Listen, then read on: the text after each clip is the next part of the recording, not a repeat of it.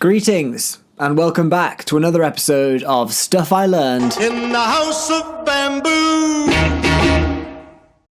but in a shed. Look around you. If in fact we do live in a simulation, or this is reality, then we are clearly trying to take the reins. We build skyscrapers that dominate skies, whole cities which dominate lands. We can beam our thoughts into someone else's pocket with our phones. We're beginning to understand the very building blocks that make us, our DNA. These are fairly grand ideas for a species that 4,000 years ago thought licking a human skull would get rid of teeth grinding when you sleep.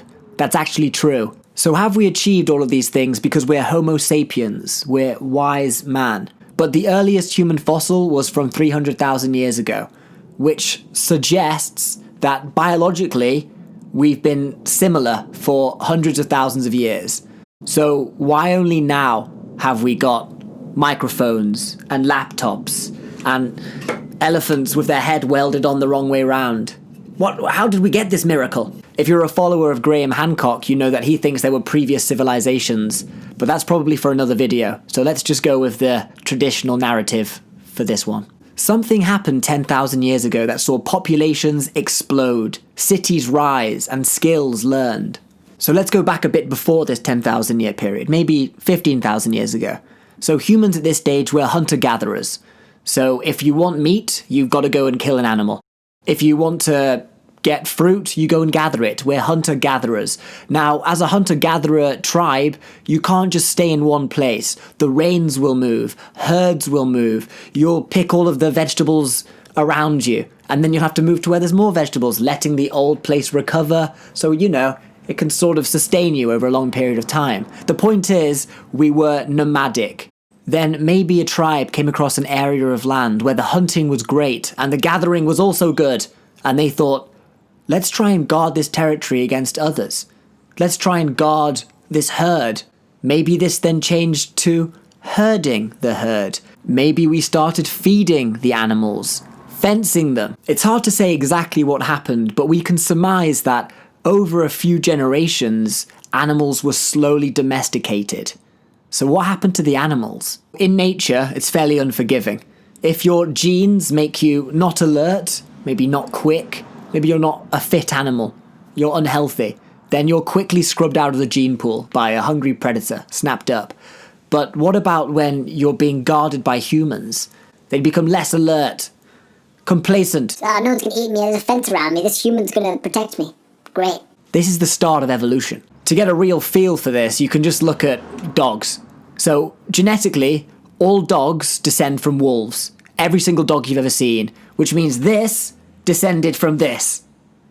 But it's not just the animals that we lived with that evolved.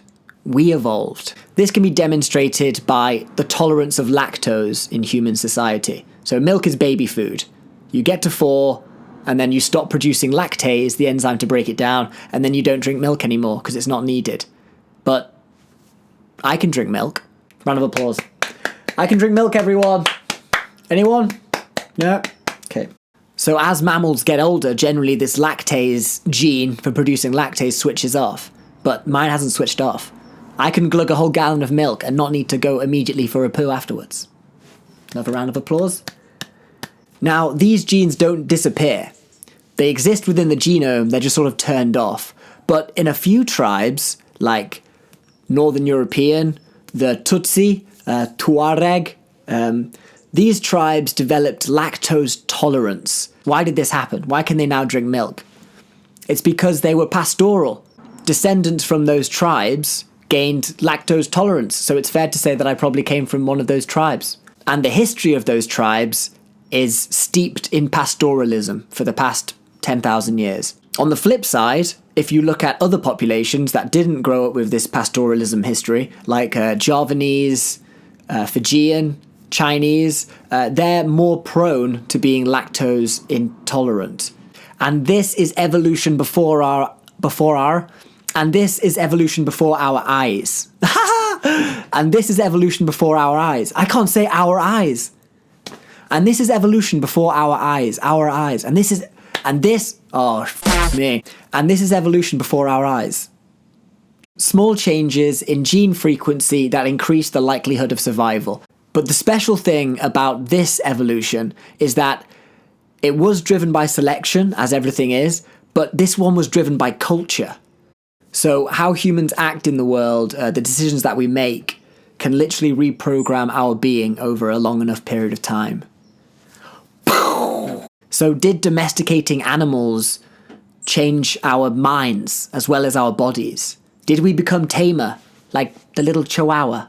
So, while the hunters were off turning into herders, what were the gatherers doing? Gardening. Agriculture.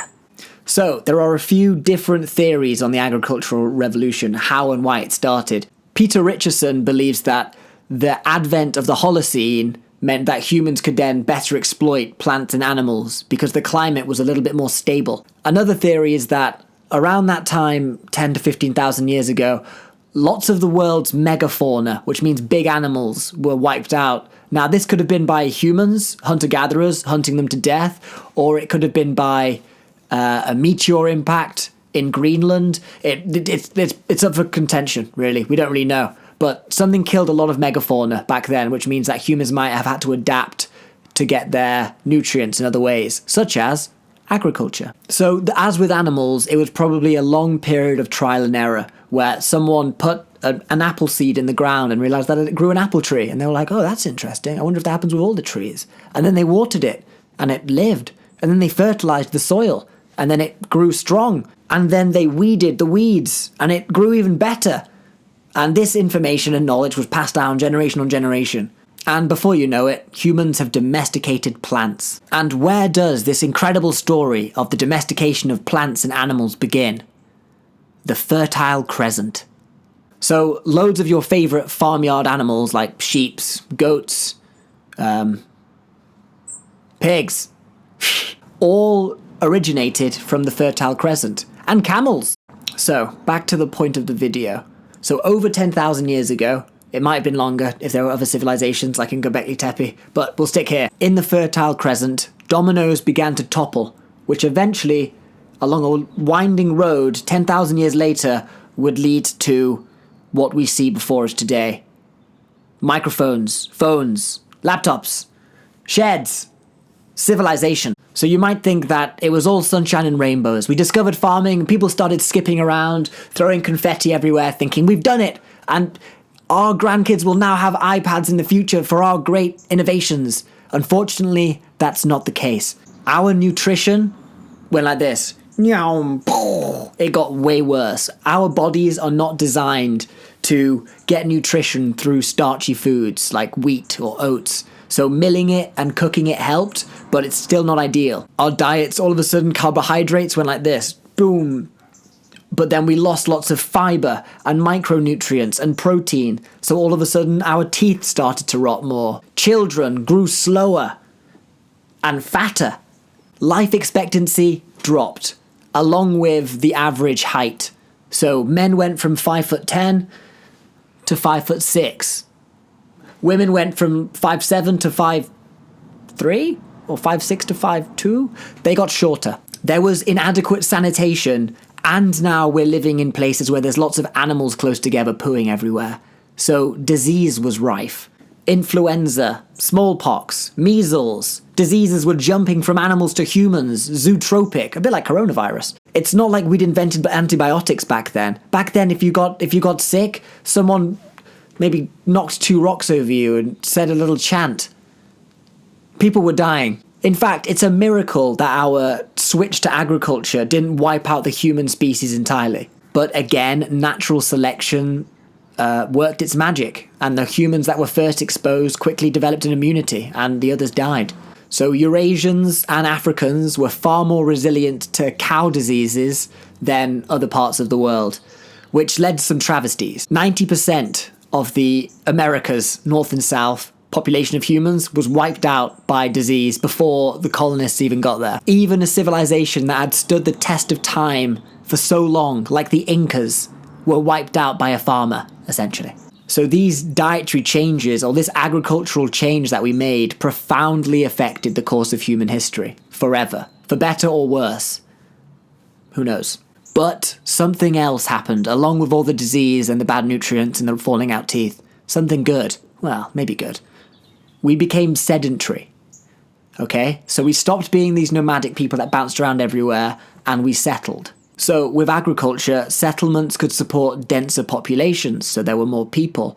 People had more time. If they had surplus grain, they didn't have to worry about starving, so they could invest their time into making tools to make their lives easier. Maybe an implement to help farming, maybe an implement to help cutting something off a tree. Products began to be made. People began to specialize in skills and making products. Societies became larger and larger. They would need an efficient way to govern things, to settle disputes, so then a form of government took place. Populations rose higher still. Animals went from being used really just for meat to being used for all sorts of things. Wool, hides, working on the farm, pulling a plough. Within individual settlements, there were these product revolutions. People could make things. And these things could be traded between places. Oh, in this place we've got lots of this one type of rock or metal or wood, so we can make these things. And they're like, oh, over here we've got this type of rock over here. Oh, do you want to trade your wooden thing for my rock thing? Oh, that's a great idea. Let's do some trade. So settlements began to trade. Once we became aware of things and of land, then it became important to know ownership. So once you have ownership, then you have a house, you have towns, you have villages. These grow into cities. So although agriculture did cause humans to go like this in terms of nutrition and disease, it also caused us to be sedentary, which actually made us very inventive. It takes people to specialize in things to create the best things that they can.